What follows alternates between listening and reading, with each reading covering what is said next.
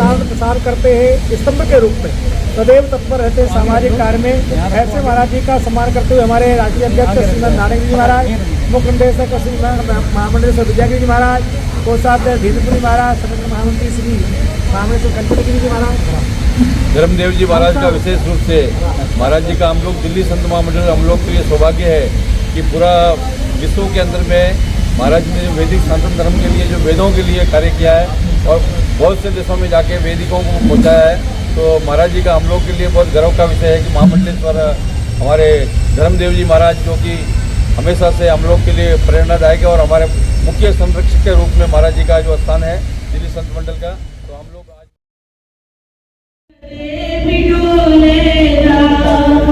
मेरा मन कदे भी डोलेगा, मेरा मन कदे भी डोलेगा, मेरा मन कदे भी डोलेगा, मेरा मन कदे भी डोलेगा।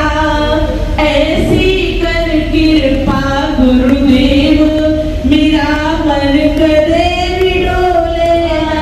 जेड़ा गुरु चरणी चित लावा, वो मन कदे भी डोलेगा। ऐसी कर कृपा महाराज, मेरा मन कदे भी डोलेगा। बोलिए सद्गुरुदेव भगवान की जय।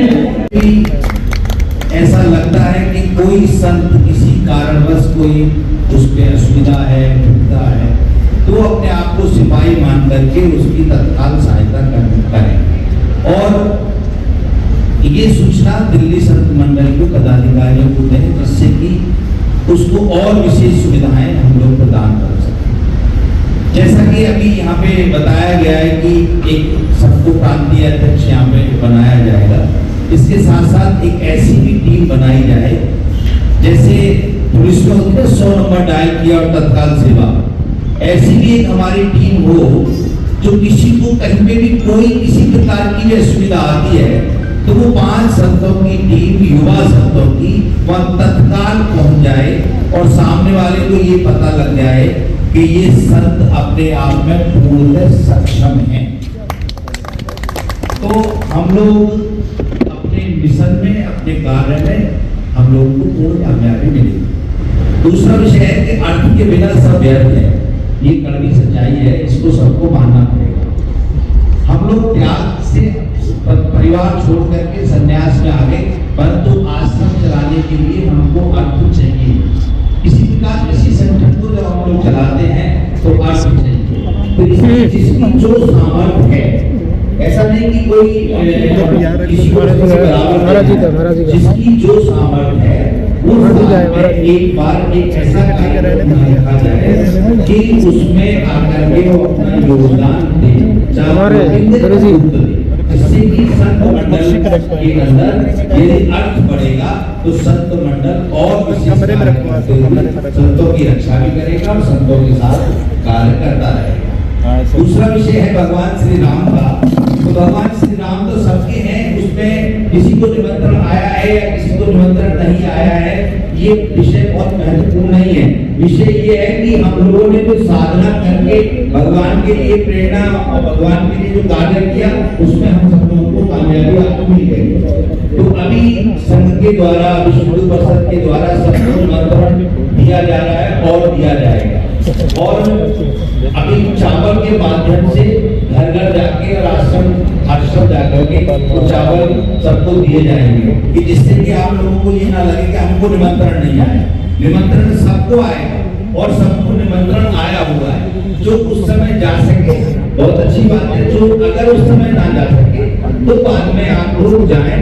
भगवान राम वहां जब विराजमान हो जाएंगे तो वहीं विराजमान रहेंगे। कोई पहले चला जाएगा, कोई बाद में चला जाएगा। आप ये माने जो लोग पहले जा रहे हैं वो भी आपका ही प्रतिनिधित्व कर रहे हैं, आप अपने आप में उनको अलग नहीं माने।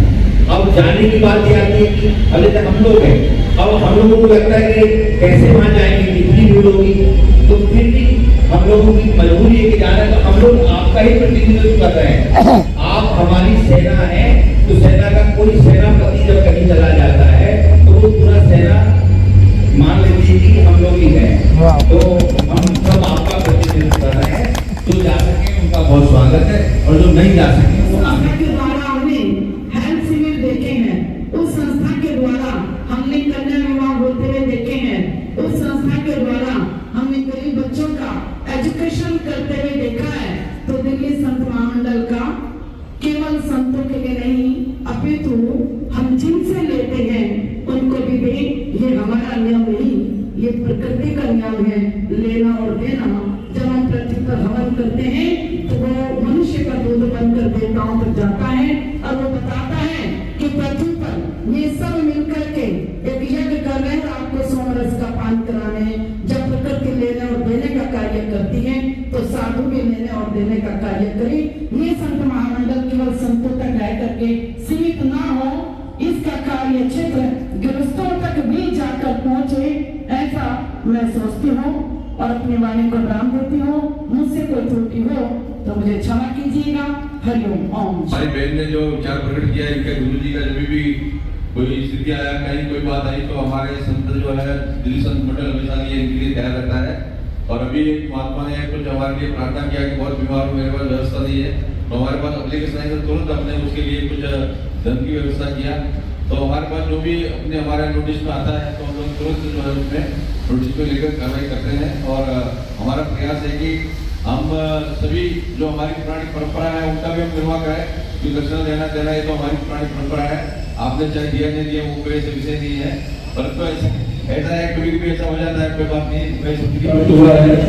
तो हम पूरा ऐसा दिवाली मनाया जाए तो सभी मंदिरों में जितने भी हमारे चाहे छोटा मंदिर है चाहे बड़ा है, जैसे कि हम लोग दिल्ली संत मंडल के लिए बोला कि कोई रुपये देता है चाहे 1 लाख रुपये देता है, दोनों संत हमारे लिए सम्मानित है।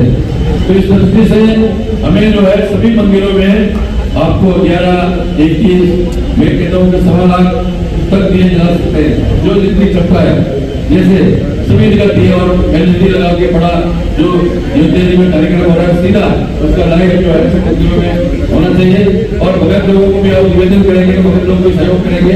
संतों को केवल उनको प्रेरणा देना है, प्रेरणा प्राप्त होने से वो जो है सभी भगत आपके लिए तैयार हो जाएंगे। तो कोई भी संत है चाहे छोटा है चाहे बड़ा है, उनके कुछ न कुछ भगत जुड़े हुए रहते हैं और भगत लोग हमेशा से सहयोग करने के लिए तैयार रहते हैं। तो इस दृष्टि से हम लोग जो है कि राम जन्मभूमि में अभी 22 तारीख को बहुत विशाल कार्यक्रम होने वाला है।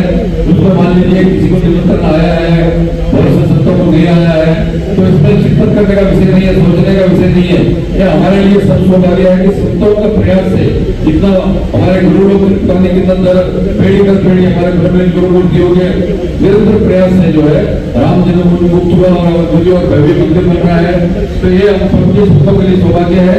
तो प्रत्येक मंदिर में हम लोग दिवाली के रूप में दिया जलाकर धूमधाम से मनाएं और उसके बाद में 22 तारीख के बाद में कोई भी तारीख हम लोग तय कर लेंगे और एसी बस वगैरह करके दिल्ली संत मंडल की तरफ से एसी बस किया जाएगा। जो भी उसमें व्यय होगा हम लोग करेंगे और उसमें जितने भी संत जाना चाहते हैं हम भी साथ में चलेंगे, उसमें जाएंगे। सब लोग 2 बस 4 बस जितने भी है, कुछ धंधे के लिए तो हम लोग भी व्यवस्था करेंगे। तो ये अच्छे तरह हम लोग सिर्फ संतों को लेंगे जाएंगे और वहाँ 2-3 दिन शरीर में स्नान करेंगे, पूजा करेंगे, पाठ करेंगे, रामायण का अखंड पाठ करेंगे और भगवान राम का दर्शन करेंगे। तो ये हमारा सबका कार्यक्रम है कि 22 तारीख के बाद में हम कोई भी तारीख को तय कर लेंगे सब मिलकर। और उसके बाद में हमारा ये बीच में जैसे अभी आपने हमारे ने बोला कि हमारे एक संगठन एक कार्यालय की आवश्यकता है, तो ये निश्चित रूप से बहुत समय से चिंता है। और बहुत से जैसे हमारा ये सर्वानंद जी महाराज बोले कि वहाँ पर द्वारका में जो महाराज जी के जो शिष्य यशवंत जी महाराज, हरिनारायण जी के कुछ लोग वहाँ पर जो है अवैध पूजा किया है, तो वहाँ एसीपी वगैरह से बात करके जो सिस्टम है सिस्टम से बात करके, क्योंकि हमें कोई भी किसी का कब्जा नहीं करना है, कोई लड़ाई नहीं करना है। हमारा भारत में संविधान ने हमें बहुत अधिकार दिया हुआ है, तो संविधान के अनुसार हम लोग जो है उसको जो साधुओं की जगह है वो साधु रहना चाहिए, दूसरों का जो अवैध कब्जा नहीं होना चाहिए। तो ये अपने लिए भी और संतों के लिए भी, और यही दिन प्रतिदिन इसे बढ़ाने के बाद आप प्रतिवर्ष का सदस्य फीस रखिए कंपल्सरी कि इतना जमा करना ही करना है सदस्य के रूप में। अधिकारियों के रूप में जो रखना है वो रखिए, सदस्य फीस अलग रखिए, इतना जमा करना है और उसको उदारता